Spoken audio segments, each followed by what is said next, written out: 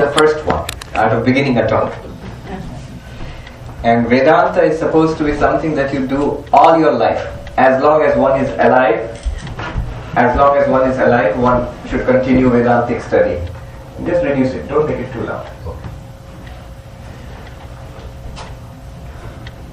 I remember in one ashram in India, Mandukya Upanishad and Mandukya Karika they started a class. A very old Swami who started the class. And somebody asked him at the beginning of the class, so how long will this continue? How many months or years? He said, it's nothing like that. As long as you're breathing, it should continue. They're saying, asukte, amrite. Until you fall asleep, which is always an occupational hazard when you're doing Vedanta. And until one dies. Till that point, Vedantic thinking, Vedantic analysis should go on. But don't worry, there's an end to today's talk. Let me start with a chant and then we'll proceed. Om Asato Ma Sadgamaya Tamaso Ma Jyotirgamaya Mrityor Ma Amritam Gamaya. Om Shanti Shanti Shanti. Om, lead us from the unreal to the real, lead us from darkness unto light, lead us from death to immortality. Om, peace, peace, peace.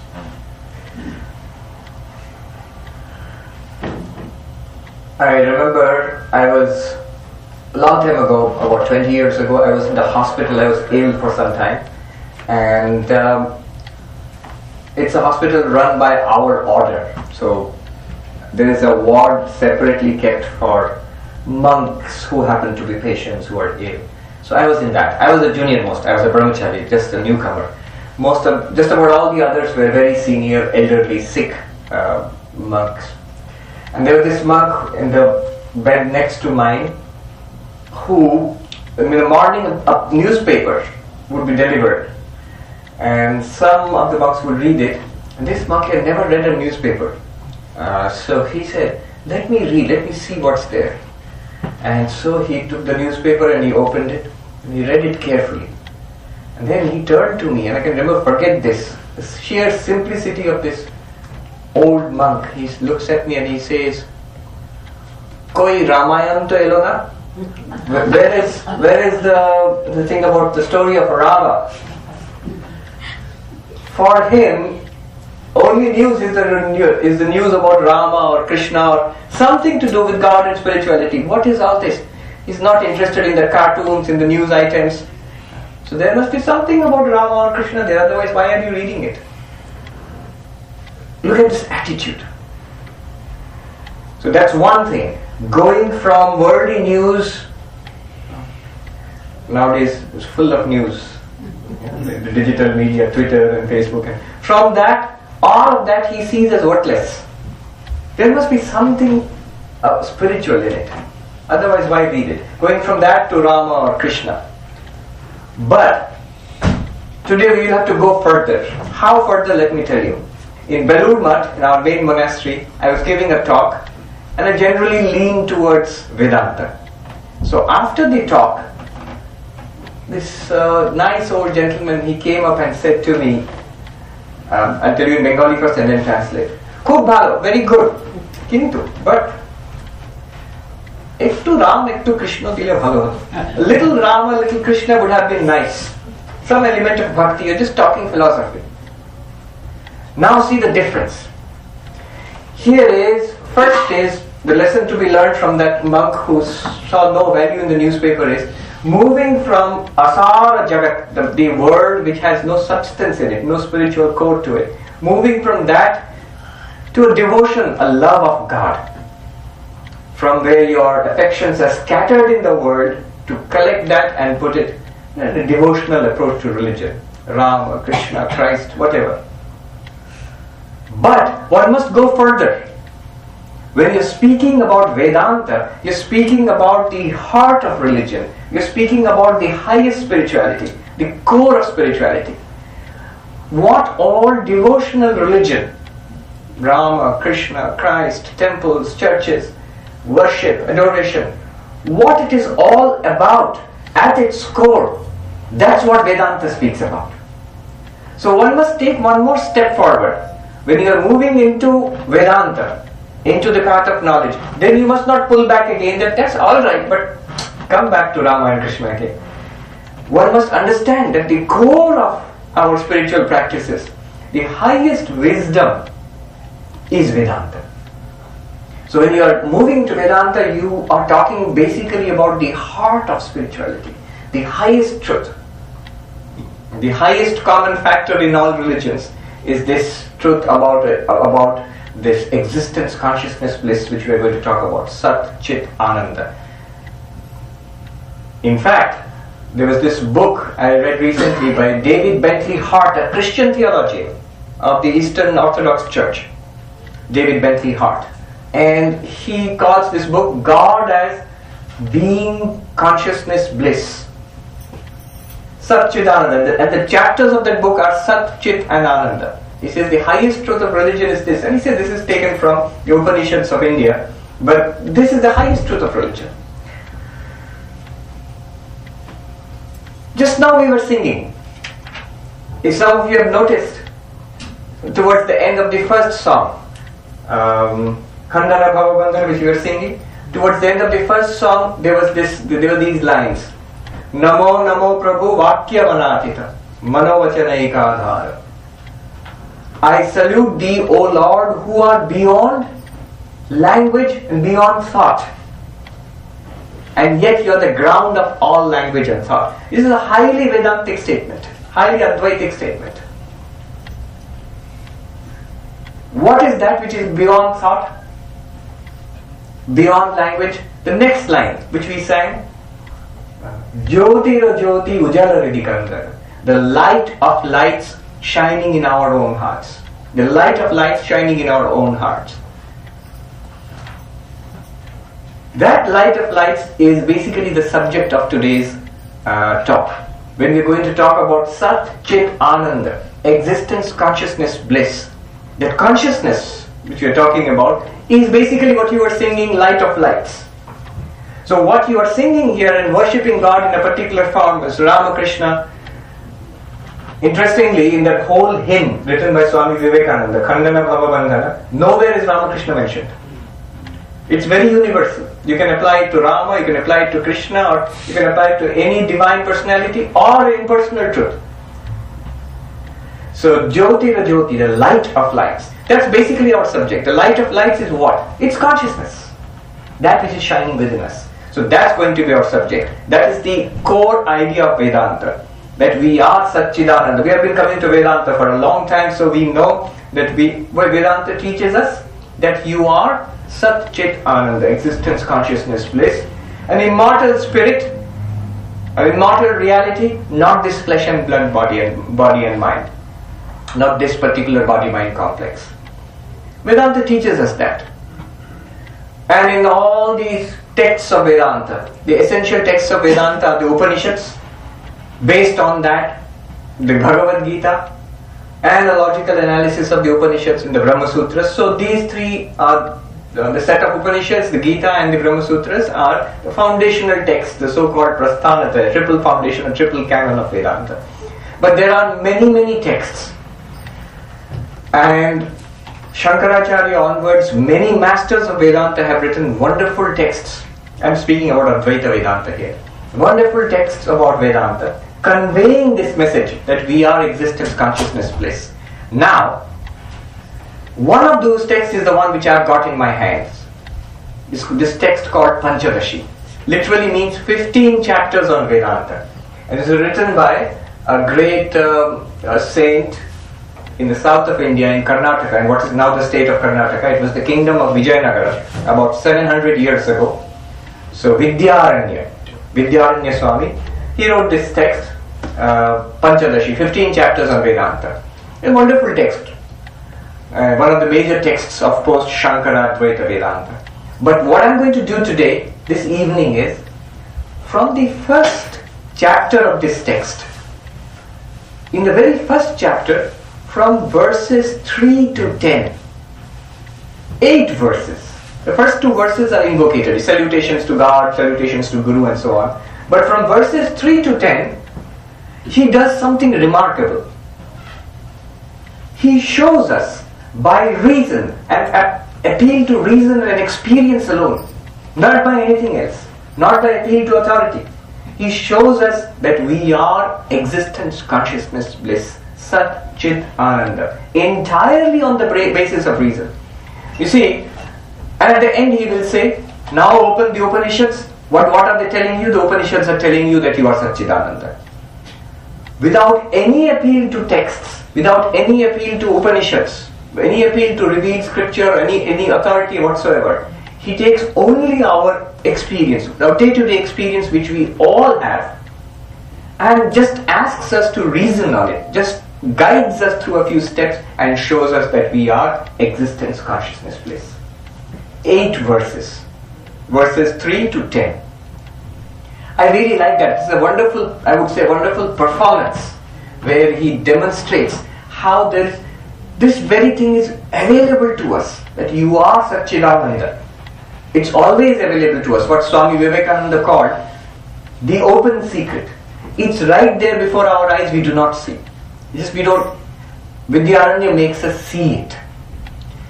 So without any further ado, I've been hard selling it so far.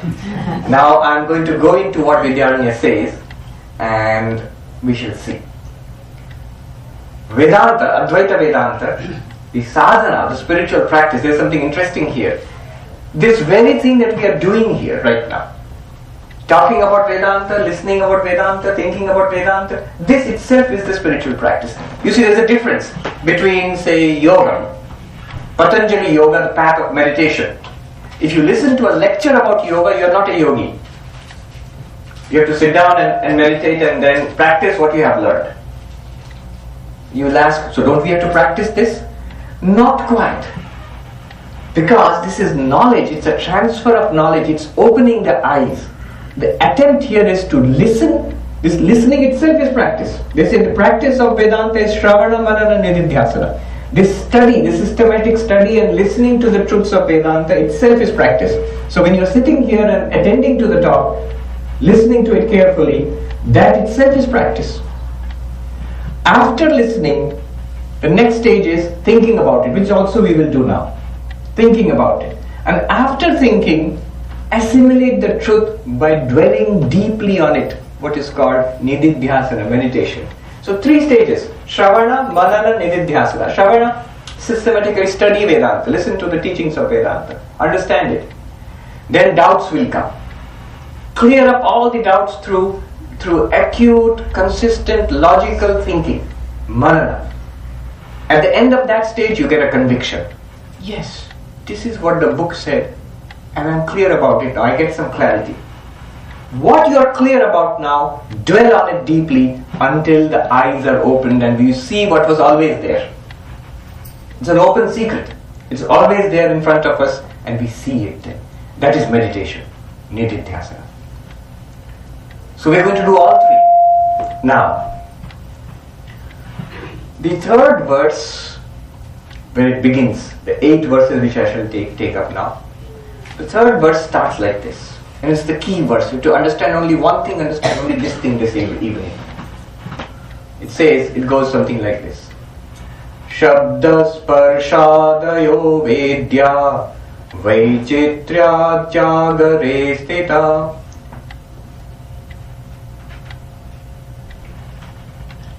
Shabda sparshadayo vedya vaichitra jagare. Let me refer to it.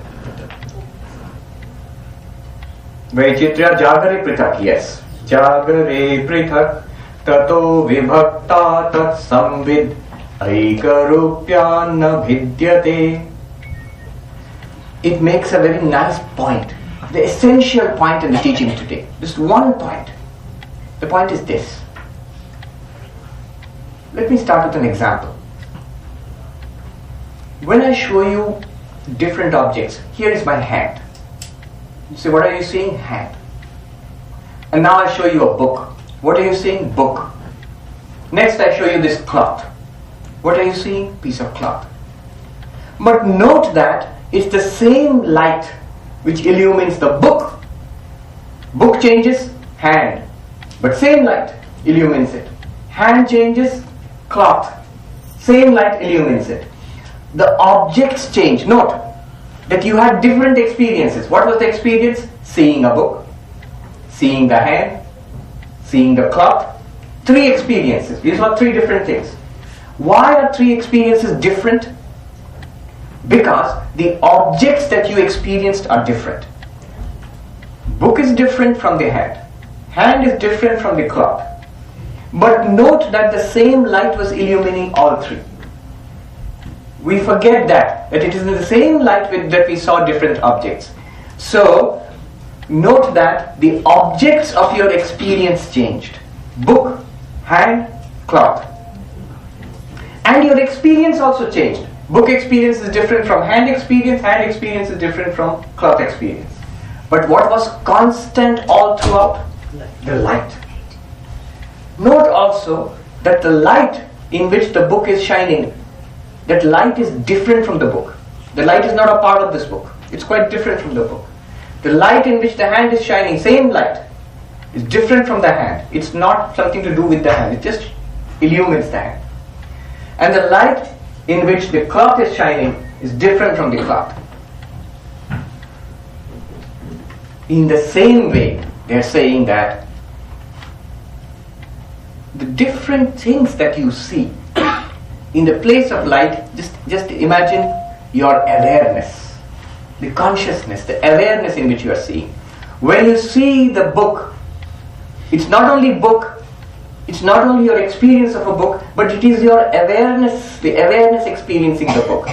Next, when you see the hand is different from the book, but it's the same awareness which you are, which is experiencing the different object, the hand.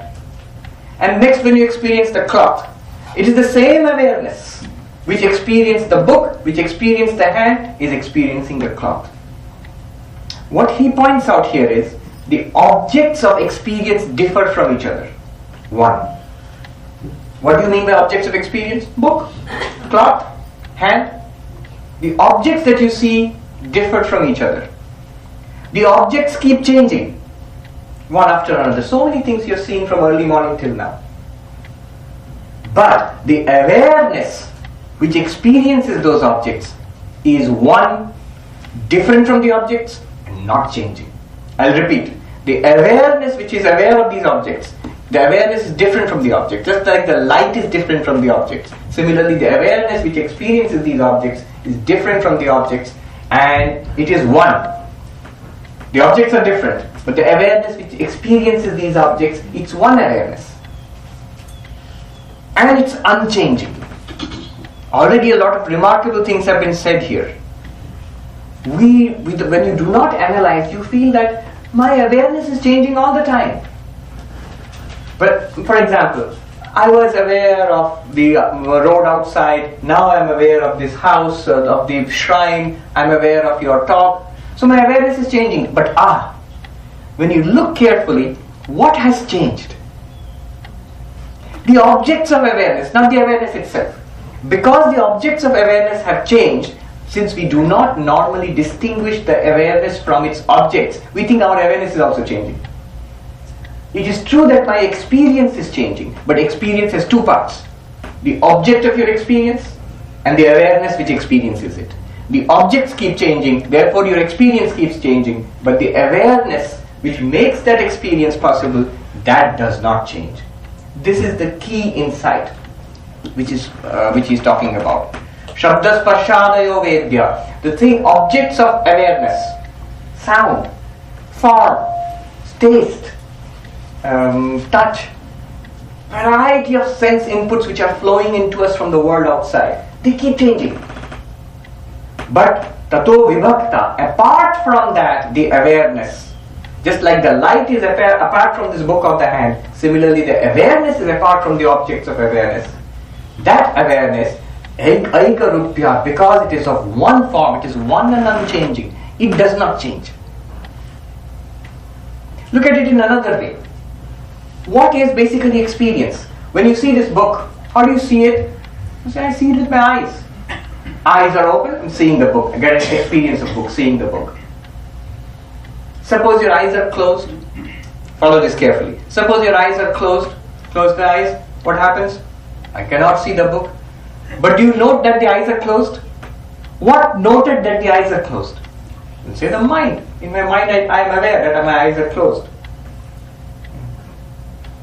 So the mind, in Sanskrit, antakarana, the inner instrument, the mind notes that the eyes are open, that the eyes are closed. Correct? Go a little further. This thought in the mind, that my eyes are open or my eyes are closed. Are we aware of that thought? Then I get a thought, my eyes are closed now. That thought also we are aware of. We are not. Are you with me? Eyes are getting closed for other reasons. So will it cool down a little? I think your AC has to be turned up. It's warm inside.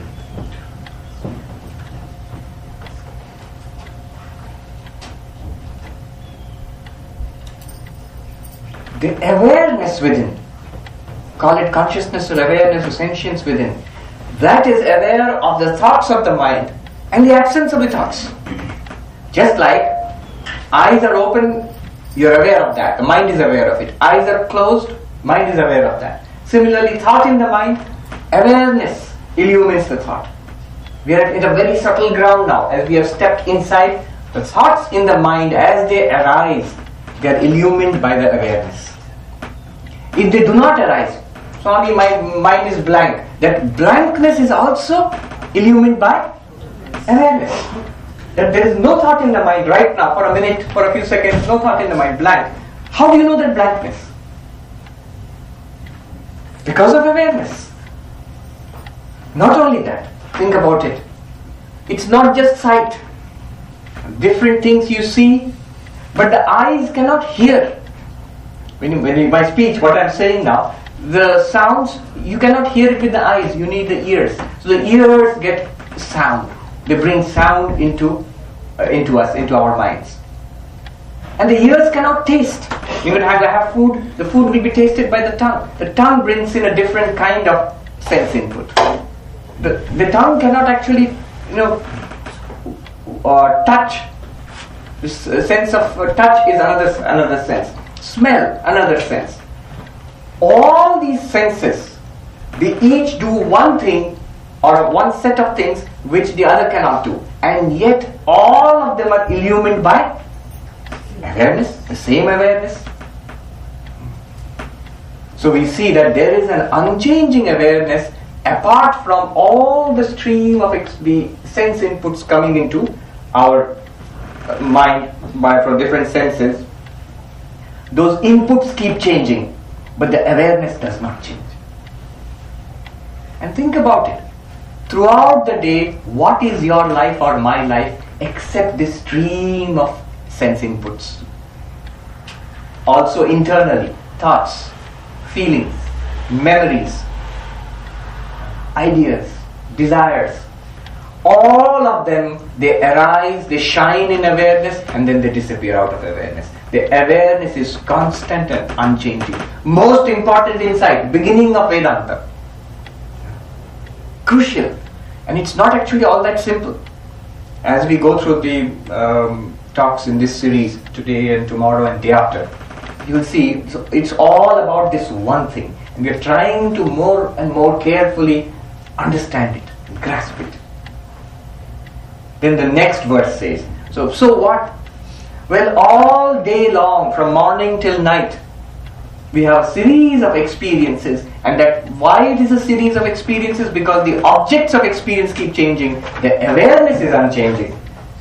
Unchanging awareness with a series of objects gives you a series of experiences. Experience of seeing, experience of hearing, experience of tasting, and so on. That's our waking experience. And then comes the dream state. You see, at night what will happen? We fall asleep. And this waking world of ours, where we had a series of experiences from morning till evening, that disappears from our awareness.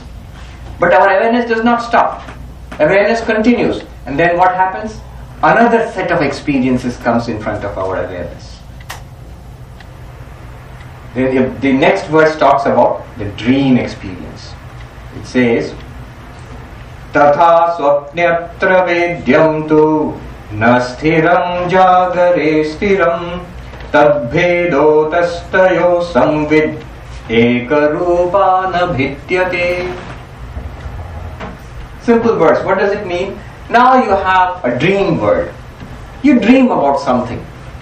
Being in a certain place, meeting certain people, maybe eating something, having various kinds of experiences.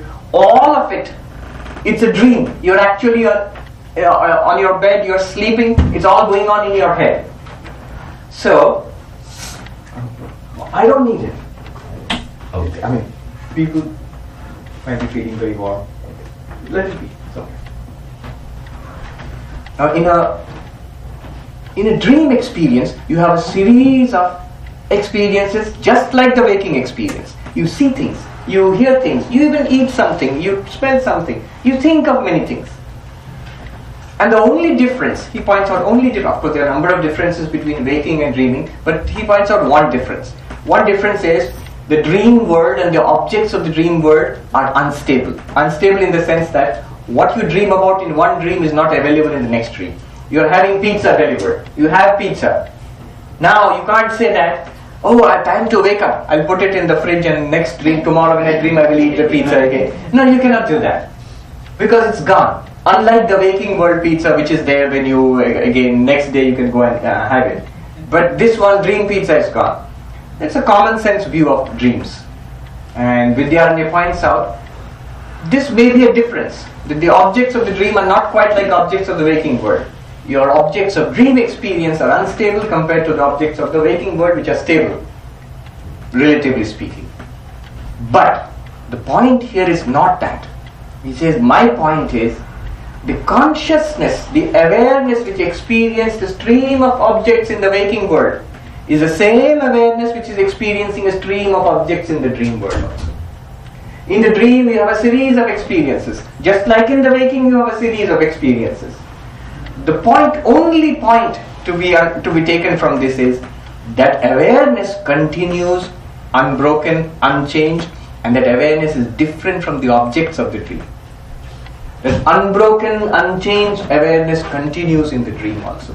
Just what it is that you are aware of is different. It changes. It's a dream. Vedanta is unique. You know, one sense in which Vedanta is unique.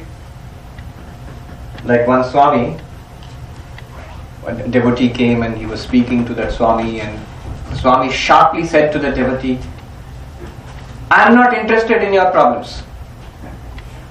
And the devotee was shocked. But Swami, why are you saying that? I am not interested in your problems, I am interested in you. You see the distinction you're making between you and your problems. I'm not even interested in your life. I'm interested in you. We normally do not make the distinction between ourselves and our lives. We normally do not make the distinction between ourselves and our problems. When you are saying that the awareness is different from the objects of awareness, what you are saying in a philosophical sense is basically this, that what happens in my life is not me. The people in my life are not me.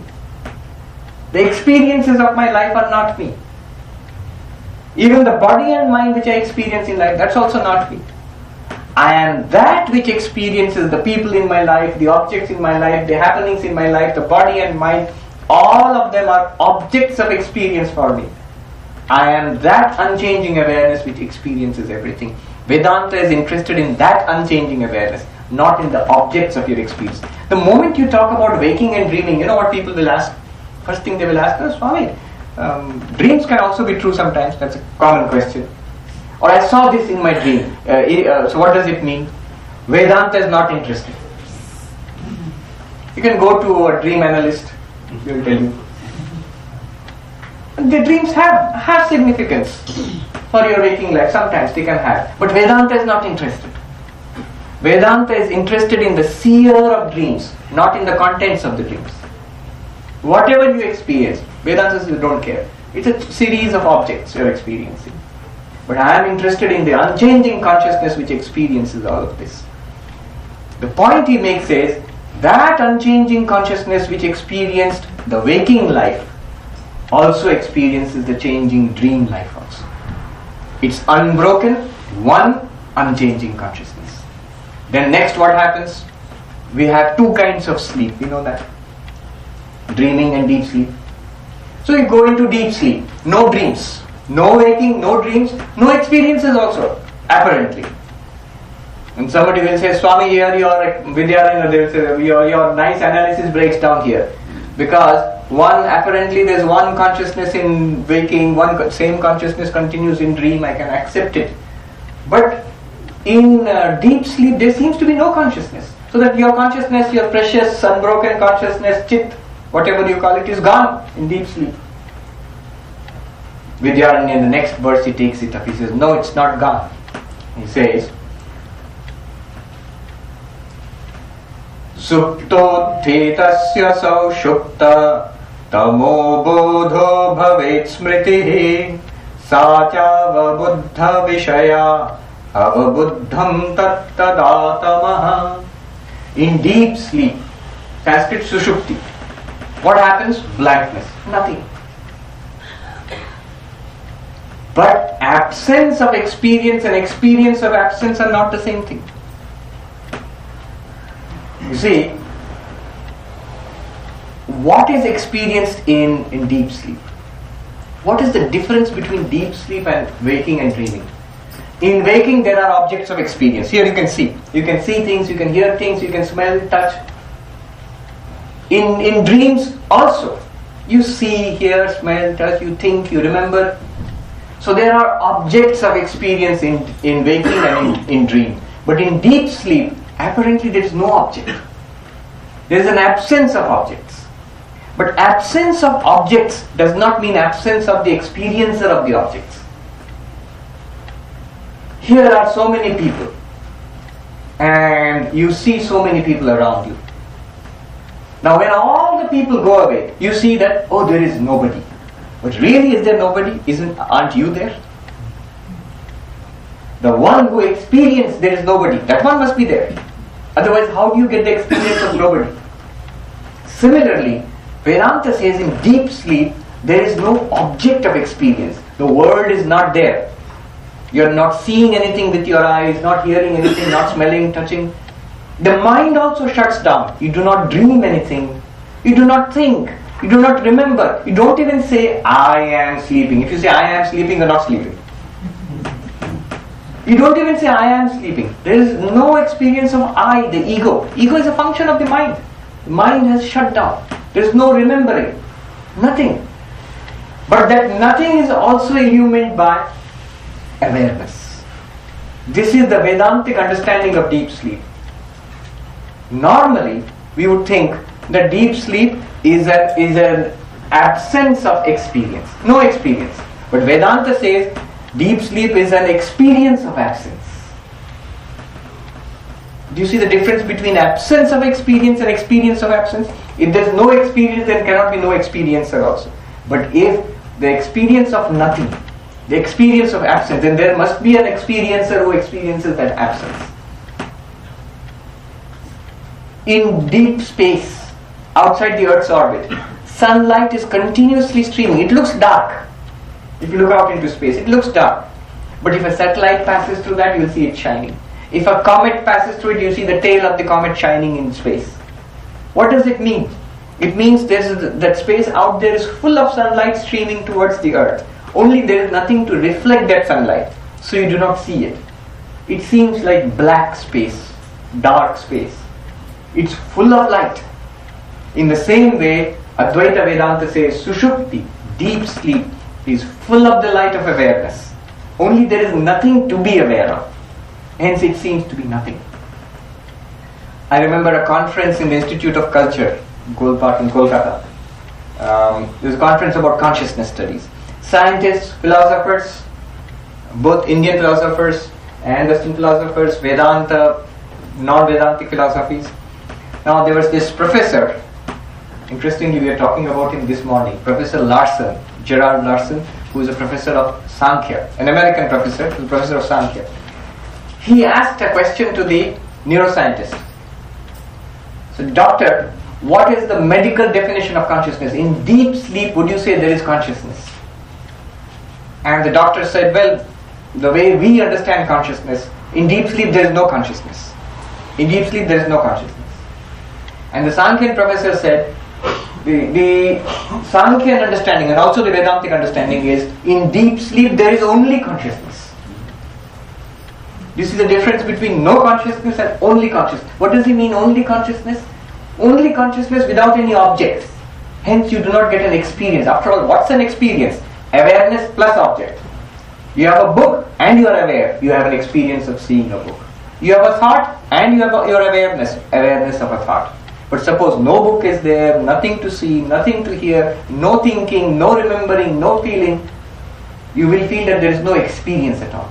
Here Vidyaranya says, it is an experience of nothingness. He says that when you wake up from deep sleep, what do you say? I slept happily. I did not know anything. And I did not know anything. How do you know that? If you reflect back upon our experience of deep sleep, when everybody has had that experience of deep sleep, when we reflect back, when you think back about it, after waking up, what do you feel? Do you not feel that I was awake, I fell asleep, I had some dreams, maybe I don't remember the dreams, but I vaguely feel I had some dreams. And there was a period of blankness, deep sleep. I slept nicely. Now I am awake again. Now if you had not experienced something in deep sleep, even that blankness, you know what the report would be after waking up? You would report, I was awake, I fell asleep, I dreamt, now I am awake again. You would not report that there was a period of nothingness. How do you know the period of nothingness? Somebody said, no, we infer it. There was dreams and there was no dream after getting up. But actually, do you look back upon our day-to-day experience? Do you actually infer that I went to sleep at 10 o'clock, 2 hours I dreamt, 6 more hours when there was nothing, so I must have had deep sleep for 6 hours. Do you do that calculation? No. You automatically report there was a period of no dreams. There was a period of complete blankness. So he says, my point is that same consciousness, awareness continues unbroken. That consciousness is different from the darkness of deep sleep. He says, Sabodha Vishaya Bhinna Nabodhat Swapna Bodhavat Evam Sthana Trayetyeka Samvittadvad Dinantare. The next verse he says, hence in all three places, three states, waking, dreaming, deep sleep, one continuous unbroken consciousness. Waking life different, dream life different, blankness of deep sleep different. They all come and go, they rotate, but one unbroken consciousness. That is the Atman, that is the real self, the core of our being, who we really are. And the next verse is very beautiful. It's one of the most beautiful verses I've come across in all Vedantic literature. He says, Masabda Yuga Kalpeshu Gatagamyeshu Nekadha Nodeti Nastametyeka Samvid Esha Swayam Prabha. He uses a beautiful word for consciousness, samvid, awareness or consciousness. What does it mean? In this way, that's a story of one day. You were awake, you fell asleep and dreamt, and you had deep sleep without dreaming, and you woke up again. That's one day. In this way, a month passes.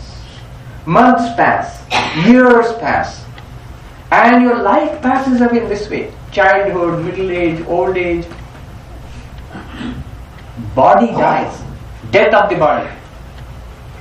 Don't say I die. There is no evidence whatsoever for your death. You might say, what do you mean? I've seen so many people die. You have seen bodies die.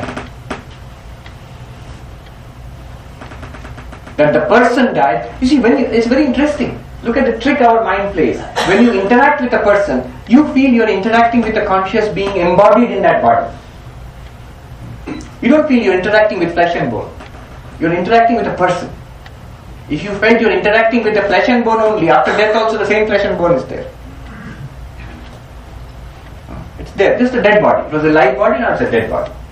So you don't feel that you're interacting with a physical, biological system. You're interacting with a person, you feel, a conscious entity. So that's what the person is according to you when the person is alive. But when the person dies, see what a trick the mind plays. The body dies clearly, and you say the person is dead. Where did you see that embodied being dying? When you are interacting with a person in day-to-day life, you are interacting with a conscious embodied being. That's what you feel. There's a person here. When death comes, clearly it's death of the biological body. But you suddenly say, because of the death of the biological body, person is dead. Where did you experience the death of the person? You did not. In our own case also, when you go further and further back, only memory you will get is of being aware. You do not ever experience the birth of awareness. Nor has anybody, any of us, ever experienced the death of our awareness. So, the body may die. And it says, Yuga Kalpeshu, centuries go by, millennia go by. The Hindus have a huge cosmological scale of time. Millions of years. No deti nastameti. This awareness which you are, it neither rises nor sets. It's like the sun, which neither rises nor sets. The sun itself, this rising and setting of the sun is an illusion created by the rotation of the earth. In the sun there is no sunrise or sunset. In the same way, in consciousness, this consciousness neither rises nor sets, neither increases nor decreases. No deti nastameti. This one consciousness, Swayam Prabha, self-luminous. We just sang Jyoti Rajyoti, light of lights. It illumines itself and reveals everything else in the universe.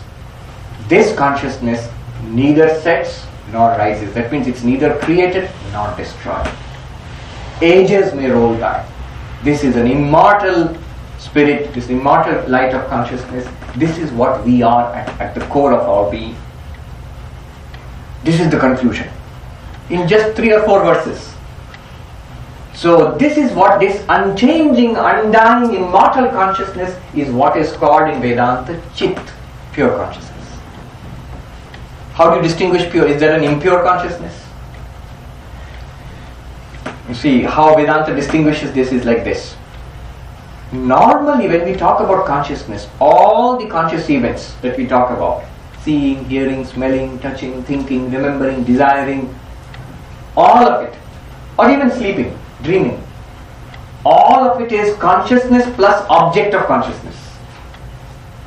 You see that? Any conscious event that we talk about right now, it's your consciousness plus the sound of my voice and the form that you are seeing. Is always, every conscious event that we have in our lives is your awareness, consciousness plus something else, which is not consciousness, which is an object of consciousness. Consciousness plus not consciousness. That's our experience. In consciousness studies, which is a big, which is a booming field right now. I was so glad to see in NYU, New York University, they have a whole unit, mind, brain and consciousness. But till now there is no clear appreciation of consciousness apart from its objects. Right now what consciousness studying is perceptions, thoughts, memories. It's either the mind or the operation of the senses. That's what is understood as consciousness. This clarity of distinction between consciousness and object of consciousness, this has not yet come into mainstream thinking. It will come maybe. One Swami in the Himalayas was asked, can science ever get a pure consciousness, this Chaitanya? He says no, and his reasoning is very interesting. Why? Because whatever you try to isolate as consciousness in a scientific inquiry will be consciousness plus an object of consciousness. Consciousness plus something that is not consciousness. So that with any instrument, any scanner, any device, what you grasp will be an object for that scanner, will clearly be an object for consciousness. And you will grasp the objective part of experience, not the consciousness part of experience. I will not go deeper into it, it's worth thinking. Even at the subtlest level, introspect inside and you take a simple thought, 2 plus 2 is 4. The 2 plus 2, 4, that's a thought. It's an object. That which is aware of the thought is consciousness. So this is called Chit or pure consciousness in Advaita Vedanta. And Vedanta says, Tat Tvamasi, that's what you are. That's what I am. That's what all of us are. An immortal, unchanging light of awareness. Our problem is we associate this light with the objects of that light. With the body, mind and the biography, the personal history of this body, and that's what we think we are. And that's what creates problems for us. Now, here I will add one more thing. Remember, what are we trying to say? We are trying to see, Vedanta says you are Sat Chit Ananda simply by reason and experience. So far we have come to Chit. So Swami, 40 minutes are over. Only Chit now. Don't worry, the rest of it will take very little time. The next part is Sat. Sat means pure existence. Like pure consciousness, pure existence. One aspect of pure existence is that it's something that is never born or created, never dies. An immortal existence. A simple logic is used here. It's not mentioned, it's taken tacitly, implicitly it's understood here. Things which gain and lose properties, those properties do not belong to those things. Now that's an abstruse statement, but let me just explain a little bit. When you are boiling, say, potato. The potato is hot. We talk about a hot potato. So there is a hot potato. But the heat is not intrinsic to that potato. It was cold earlier. Now it's hot. After some time when you put it on the plate, after some time what will happen to the hot potato? It will become a cold potato again because the heat is gone. Where did it get the heat from? From the boiling water. But is the water hot in itself? No. Where did the water borrow its heat from? From the hot pan. Is the pan hot in itself? When it is in the cupboard, it's not hot. So the pan has borrowed its heat from the fire underneath it. Is the fire hot in itself? So no, the fire has borrowed its... No. The fire has heat in itself. As long as the fire lasts, it could be electric fire, gas fire, whatever. As long as the fire lasts, it will be hot. Now, the sign of a borrowed property is it comes and goes. It's like borrowed money. Somebody said we don't know who is wealthy and who is poor anymore. Everybody seems to be wealthy, but in many cases the money is borrowed. And you will see after some time somebody will come and repossess the home and the car and everything. They say, oh, I see. He bought it all on borrowed money. It comes and goes. The sign of something borrowed is that it comes and goes. The sign of that the potato had borrowed heat is it became hot and then it lost that heat. The water became hot and it lost that heat. But the fire never became hot or lost that heat. It was always hot. That means heat is an intrinsic property of the fire because it does not come and go. Now let me ask you a question. If existence could be the intrinsic property of anything, of an entity, existence, in Sanskrit astitva, existence could be the intrinsic property of anything, what would happen to that thing?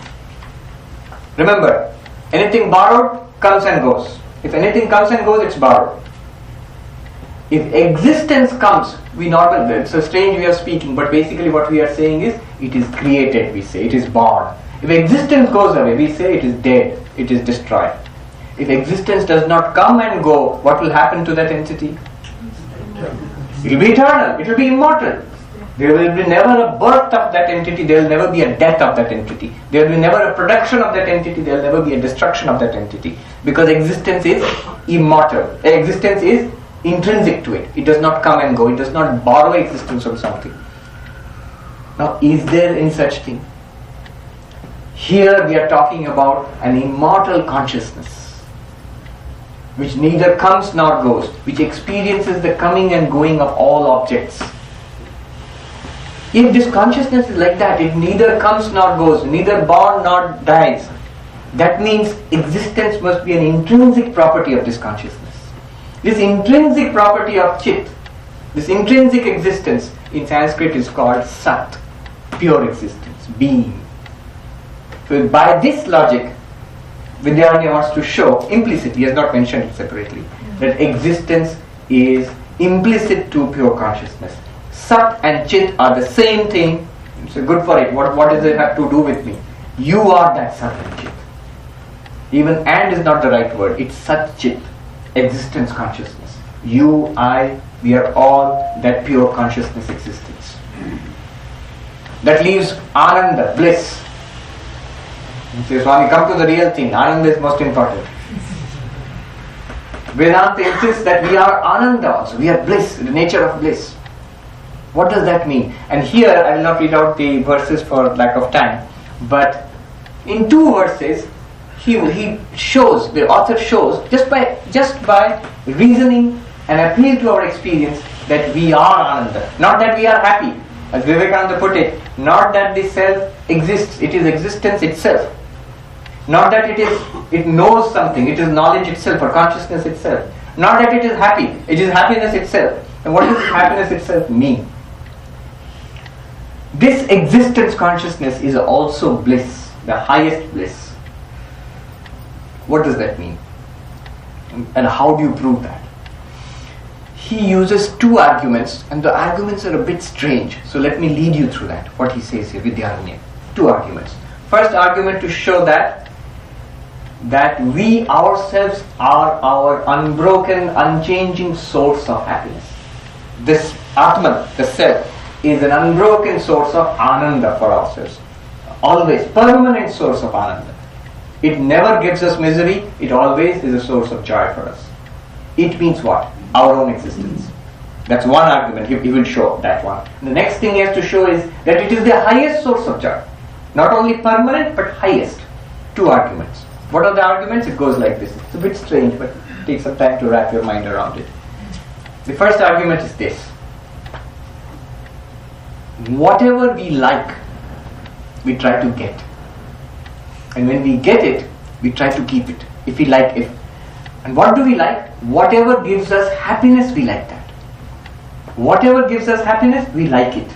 Like it might be a job, it might be a person, it might be a device, it might be a pet. Anything that gives us happiness, we like it. And what we like, we try to keep it. 3 things I've said. Happiness, 1. Second, liking. Third, trying to keep it.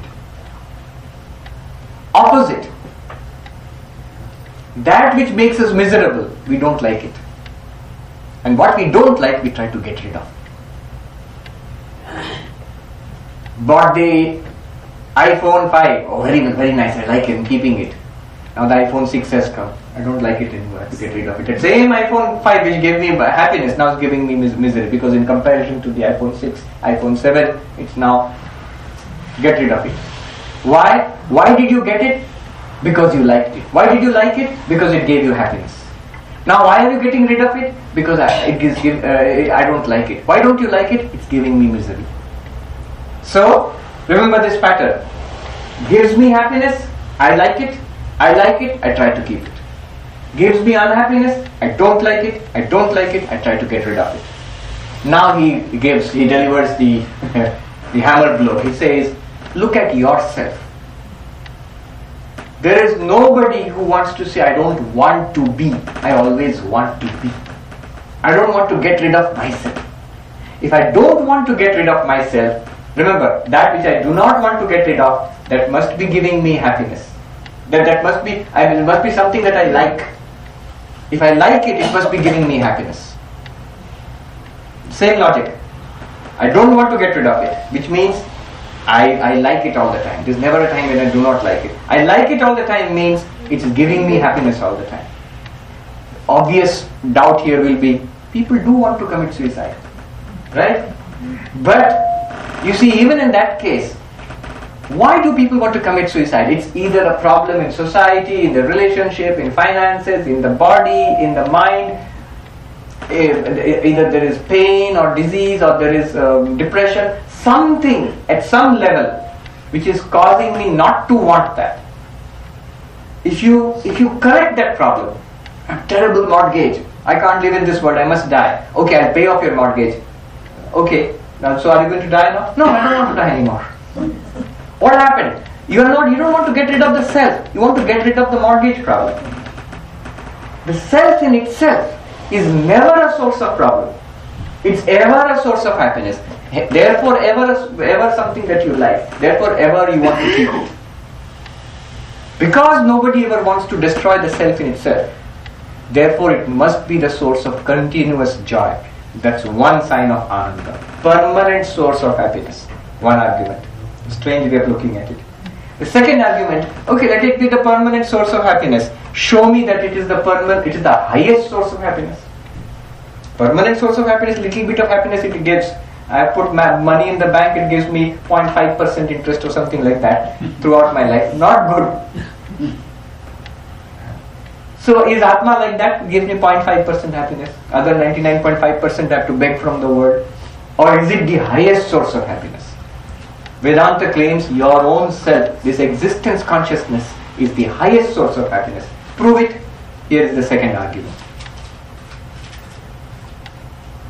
The argument goes like this. If you love something for something else, then that something else you love more. Let me repeat it. If you love something for something else, then that is you love that more than this one. Example. Mother loves the toys of her children. Mother loves the toys of her children. It's precious to her. Now what is more precious, the toy or the child? The child. It would be a very strange mother. Otherwise. She loves those toys because they belong to her children.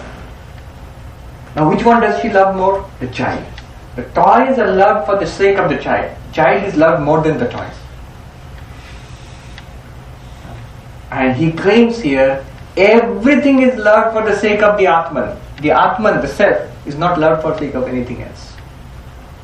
Everything in the universe is loved for the sake of the self. He's not saying that you have to be selfish. He's just telling you a fact. Suppose there's an unselfish person. He says, no, I don't love my own self. I love others.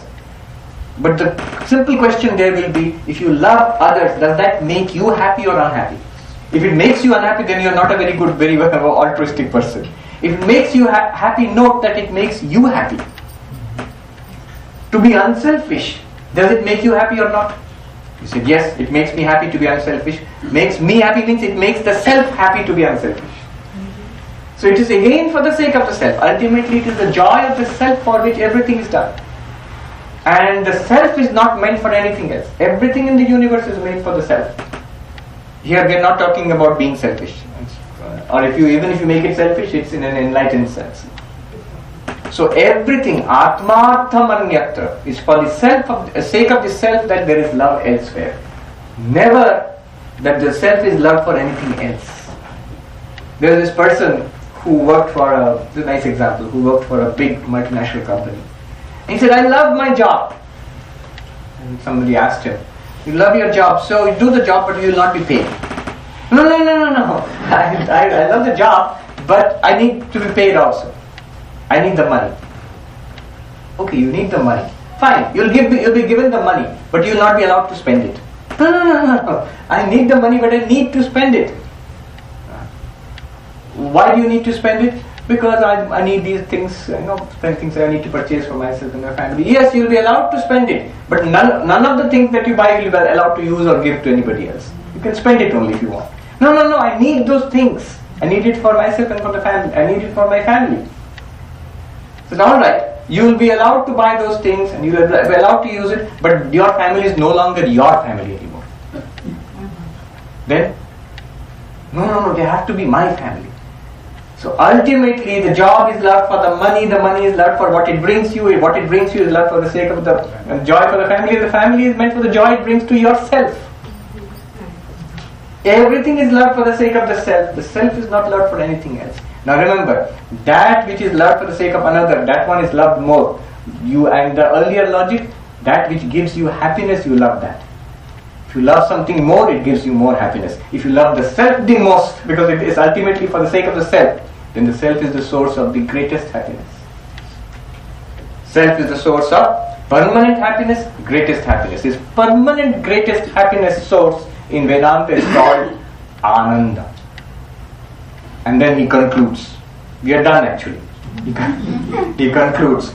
Itham satchet parananda atma yuktya tatha vidham param brahma tayoshchaikyam shrutyanteshu padishyate. The 10th verse he says, hence we see, just by reason and experience, this Atman means, don't say, oh, good for the Atman, but my problem is not solved. You are the Atman. You forget the word Atman. You are pure existence, pure consciousness, pure bliss. Just by reasoning upon your own experience, we see this. You now open the Upanishads. When you open the Upanishad, it says Brahman is Sat Chit Ananda. And we go, wait a minute. We just proved that I am Sat Chit Ananda, correct? Right. Now the Upanishad says Brahman is Sat Chit Ananda. Then I am Brahman. Tayoshchaikyam. You and Brahman, which the Upanishad speaks about, you are that Brahman. Not after enlightenment. Now. Not after meditation. Now. Not after going to Vaikuntha or Kailasha or heaven or Jannat. Now. Here. At this moment. Whether you know it or not. One sadhu in Gangotri, where I was studying Vedanta, he used to say to us, when he was teaching us, he would say to us, we call us Mahatma in Hindi, they would say in Himalayas, Mahatma means great soul one or monk. Monks are called Mahatma. He would say to us, Mahatma ji, tum jano ya na jano, mano ya na mano, tum hi Ram. Whether you know it or not, O monk, whether you know it or not, whether you accept it or not, you are Rama, you are God. But remember, in what sense? Not in the sense of an object of awareness in our language today. Not in the sense of the body, not in the sense of the house or the car or the dog, or in our thoughts and memories and ideas, in the sense of the awareness which is illumining and experiencing all of this. Hence, just by reasoning upon our experience, which experience? Vedanta is a remarkable thing. Vedanta is not asking you to have samadhis and get visions of gods and goddesses. You can have it, those are valuable things.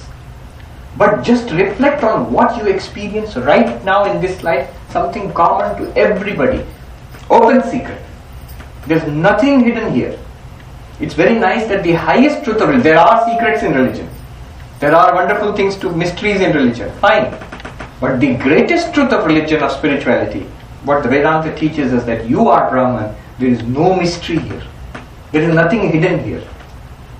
All that is hidden is because we have put our hands in front of our eyes. We do not want to see. And Vedanta just takes the hand away, makes you open your eyes and see this is what you are. After this, what sorrow? What longing? What would you want for? Alright, I'll stop here. We have run out of time also. One or two questions and then we'll do a little meditation. Yes, there's a question there. Another question here.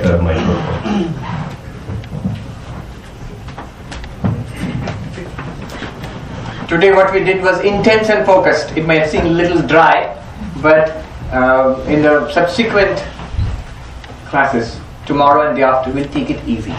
We will go into more depth and take it more step by step. This was like very focused. Yes. Correct me if I am wrong, Swamiji. My understanding is mind is a faculty of Atman. Yes. Now consciousness, is it a faculty of Atman or the mind? Right. In Vedanta, consciousness and Atman and you are one and the same thing. It's not a faculty or power of the mind, of the Atman.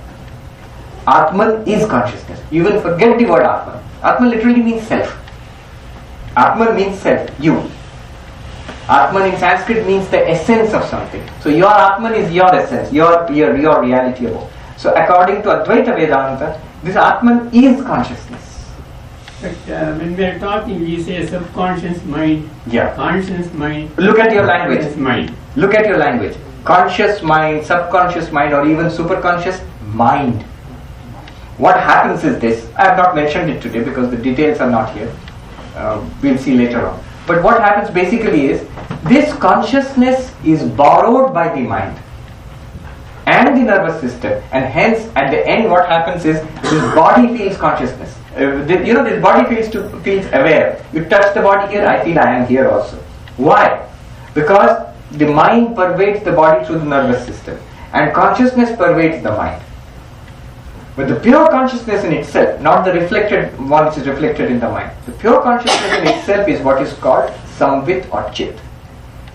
So you are asking, you're asking is what is the relationship between consciousness and mind?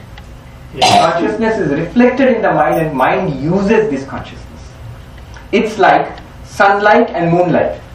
Actually there is no such thing as moonlight.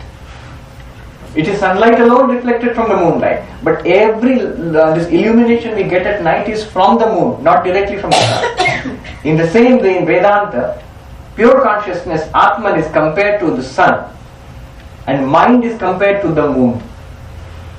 Now, what happens is, the moon borrows the sunlight, as it were, and throws it upon the earth at night, and you experience the earth at night with the help of that borrowed sunlight, which we call moonlight. What happens is, Atman borrows consciousness, the mind borrows consciousness from the Atman, and it thinks, it sees, it hears, it smells, it gives us all this variety of conscious experience. But the consciousness is not intrinsic to the mind. You can see it yourself. How to do that is, anytime you think a thought, just think Om, or 2 plus 2 is 4. That Om or the 2 plus 2, 4 is a thought. It's a function of the mind. In Sanskrit it's called a vritti. What is aware of that thought? Make a distinction between the awareness and the thought. That is at the subtlest point, if you can distinguish the two. I'm asking you to distinguish between the book and the light. Right now, if you say you're seeing a book, I will say, no sir, you're seeing light reflected from a book. Can you separate the light and the book in your understanding? You cannot physically separate them. Light pervades this place, and here is a book. It reflects on the book and gives you the experience of a book shining in light. In the same way, think of your consciousness, the consciousness, as the light, and the thought as the book. Think of the thought as an object.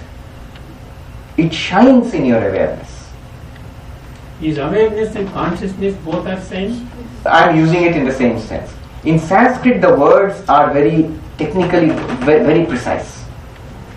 There is something called Shuddha Chaitanya and Vritti Chaitanya. So they are different. Consciousness in itself, consciousness associated with a thought. So in English, the words are they are not precise. You can use consciousness, awareness. For example, what happens is, we talk about consciousness or pure consciousness. Sometimes in older books, Swami Vivekananda, he talks about knowledge. But what he means is basically pure consciousness. Atman is knowledge itself. When he says knowledge itself, he basically means pure consciousness. Nisargadatta says it's not consciousness, it is awareness. Beyond consciousness lies awareness. Basically what he's saying is, what he means by consciousness is the consciousness plus mind. Beyond that is pure consciousness, which he is calling awareness. And remember, in his case, they're all translated from Marathi. So he is using some term in Marathi which is translated as awareness and consciousness. In another place I found, Swami Vivekananda is saying, Atman is not body, it's not mind, it's not even consciousness. You'll be confused. It's not even consciousness, but the problem is with the English word. What he means by consciousness is consciousness reflected in the mind.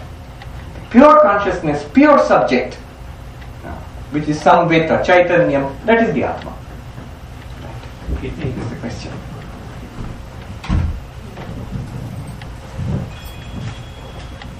Swamiji, thank you. I'm trying to understand why. My question is this. A person who is seeking spirituality and knowledge Yes. is seeking the scriptures. He reads Upanishads, Gita and Brahma Sutras. he is given answer to that by reading Karma Yoga, Jnana Yoga, Bhakti Yoga. You Yes. have seen really later. There are so many yoga Upanishads. Yes. None of them have been mentioned there. I want to know why we eliminate all of them. There is no mention about the Kundalini, Hatha Yoga, and Kriya Yoga. So many other things are there. Right. The reason is this. What I have been speaking about now is called Advaita Vedanta. You see, Sanatana Dharma is vast. It's an ocean. And there are different paths and different methodologies. There's a variety of approaches. Depending upon how you construe the problem, the solution also will be different. Advaita Vedanta tells us our problem is that ultimate reality Brahman is right now, right here. Everything is that and you yourself are that, but you do not see it. The only problem is ignorance. You do not know it. So if ignorance is the problem, the solution will be jnana, knowledge. And Advaita Vedanta is a knowledge-based system. But that's because the way they have constructed the problem. But the problem can be constructed in another way. If you go to Patanjali Yoga, Patanjali says actually that's not the real problem. The real problem is distraction of the mind. The mind is restless. If you calm the mind down, in samadhi, then you would see the truth. Then what is the problem? Vikshepa, distraction. What is the solution? Concentration, samadhi. So Patanjali Yoga tries to achieve samadhi and thereby attain enlightenment. The Upasaka, the Vaishnava will come and tell you, no, restlessness of mind is not the problem. Ignorance is not the problem. The problem is abhakti, lack of love and surrender to the Lord. You love the world, that's why you're trapped in the world. Love God, you worship God, surrender to God, have faith, you will be free. Now you see the problem has been construed in a different way. Solution is different. So I'm saying there are a wide range. I call Sanatana Dharma a full spectrum religion. Wide range of approaches. From devotional approach, mystic approach, philosophical approaches there. Variety of approaches are there. Now coming to the Upanishads themselves. 10 of the Upanishads, there are many Upanishads. In Muktika Upanishad you find a list of 108 Upanishads. And there are many more also. Like Yoga Upanishads, you mentioned that. 10 of these Upanishads, maybe 11, were chosen by Adi Shankaracharya about 1400 years ago to write his commentaries upon. So those became the basis of what we call Advaita Vedanta today. So the 10 Upanishads. Isha Kena, Kata, Prashna, Mundaka, Mandukya, Aitariya, Taitariya, then your Vedaranyaka, Chandogya, Mandukya Upanishad and all these things. So 10 Upanishads and Shvetashvatra controversial a little bit. So these are what we call major. Actually there is no major and minor, but because Shankaracharya chose that and founded or at least established Advaita Vedanta on the basis mainly of these 10 or 11 Upanishads, that's why we give primacy to them. But otherwise, technically speaking, all the Upanishads should be accepted as equally valid. And if you go to Vishishta Dvaita or Dvaita Vedanta, they give more emphasis on Bhagavata, Vishnu Purana, rather than on the Upanishads.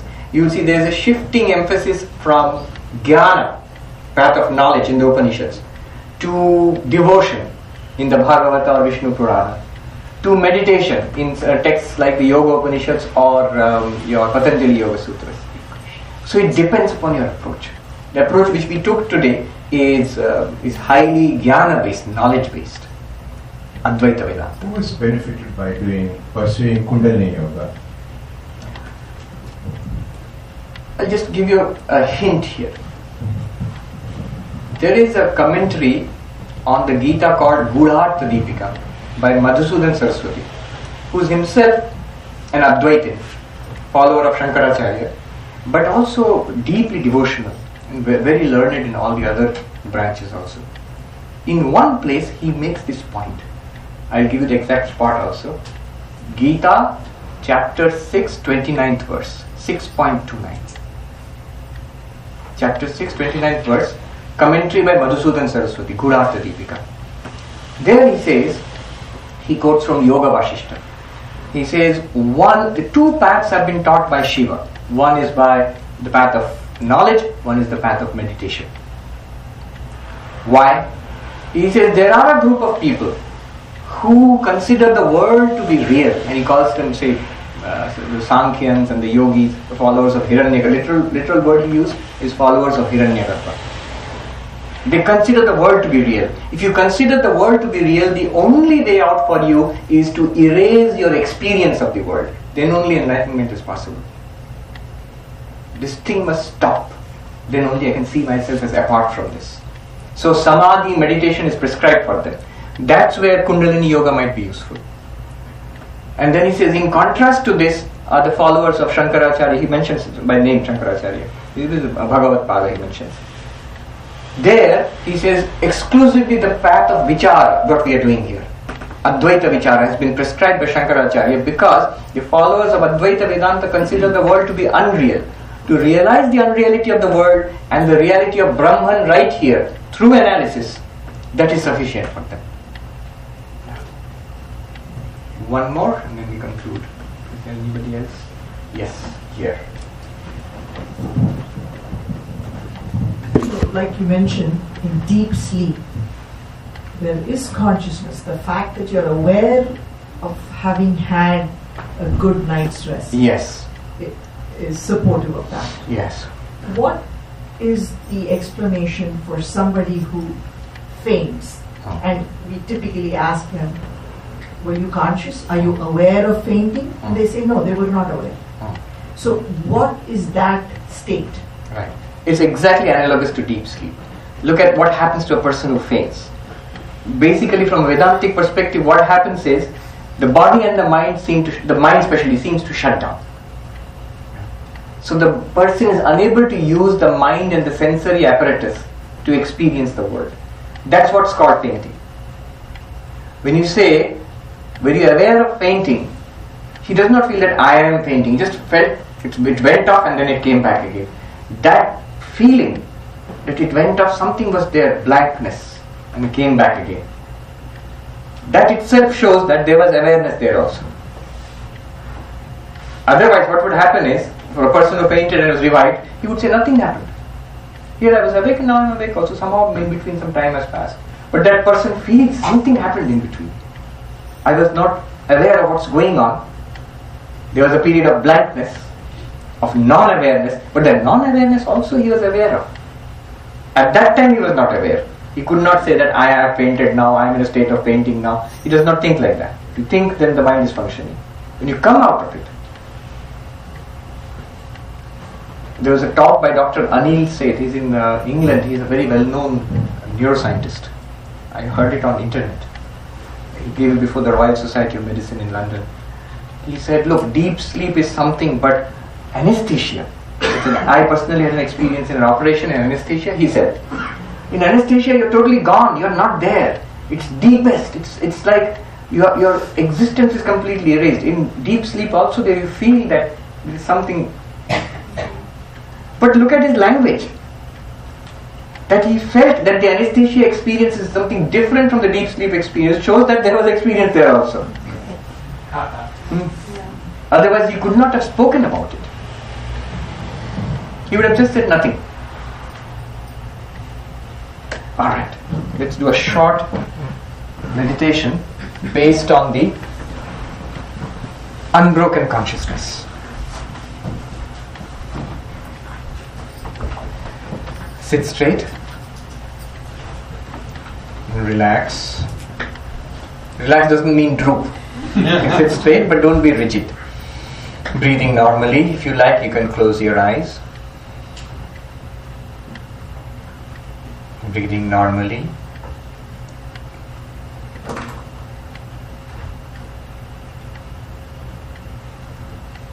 Our whole life, from morning till now, whatever we experience today, series of experiences. But I, the awareness, I am not a series. I am the unchanging light, by which I saw things, heard things, smelt and touched and tasted. I am the unchanging light in which thoughts came and went, memories arose and subsided, desires came and went. How many times through the day was I happy, satisfied, dissatisfied? How many times I was irritated? All these feelings came and went. In me, the unchanging light.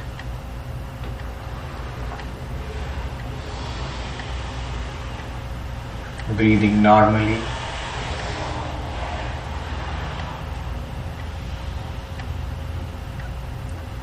Listen to the sounds in the room.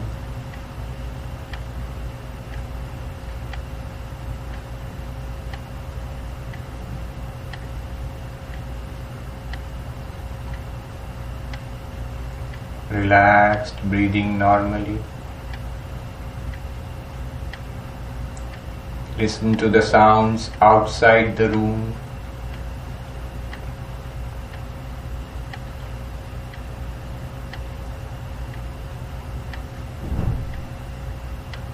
The rainfall.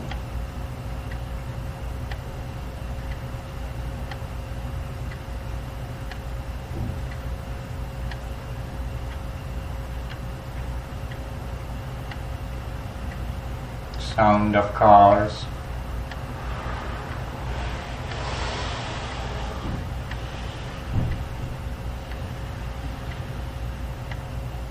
Note that each is a sound, and with each sound there are corresponding thoughts in the mind.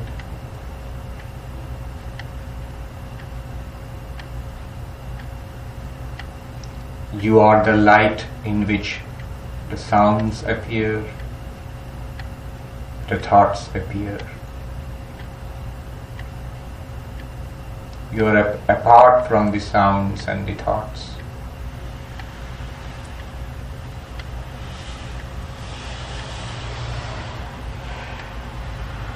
The sounds come and go. Associated thoughts arise and disappear. You, the light of awareness, you are constant.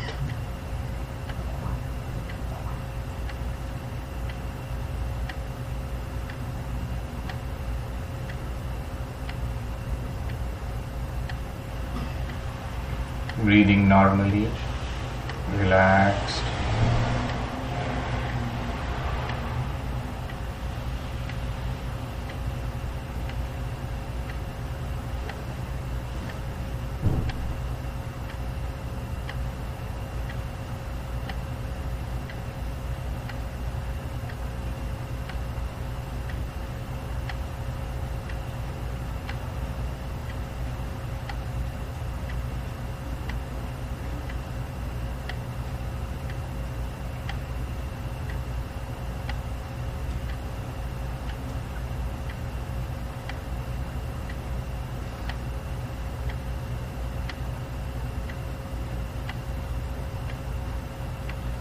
The world changes,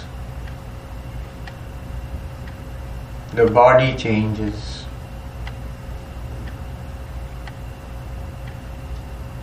the mind changes continuously.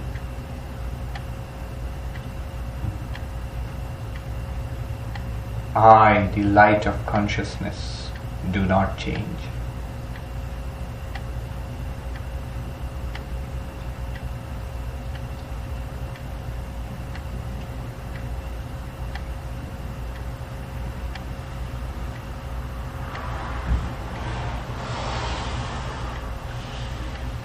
All the sensations, all the thoughts, all the feelings come and go. I do not hold on to any of them. They arise in me, they shine in me, they disappear. I do not cling to any thought, any feeling, any experience.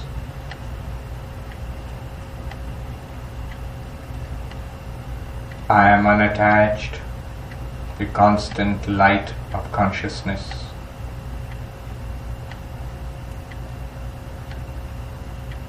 I am free of all the thoughts.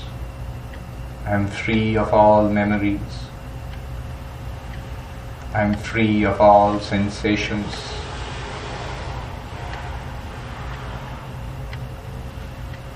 Let them come, let them go. I shine.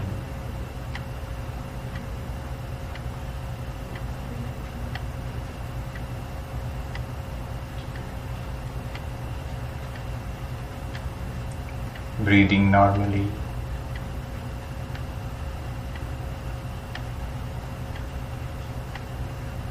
Be aware of the sounds. Rainfall outside.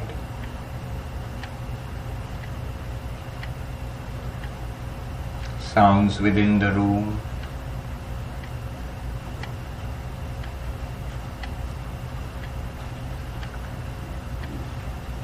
Be aware of your body sitting on the chair or on the floor. We shall all chant Om 3 times after me, after which shall open your eyes, looking downwards. I will chant Om, please follow. Om.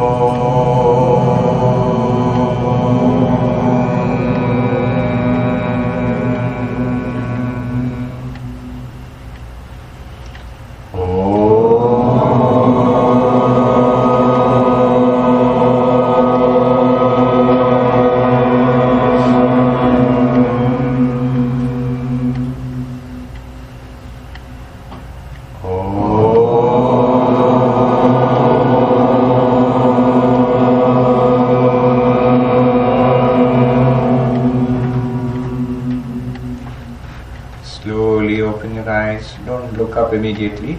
Look down at your lap.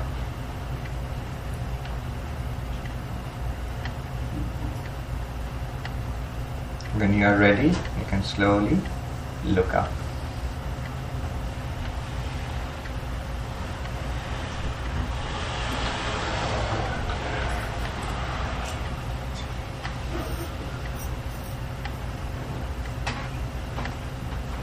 This is too short. This thing should be, this meditation itself normally should be 30 to 45 minutes long. Then you can feel it. This is very good, Maharaj. We'll do a little bit each day on the teaching of that day. So tomorrow there will be one, and after tomorrow there will be 2 more guided meditations. Alright, thank you very much.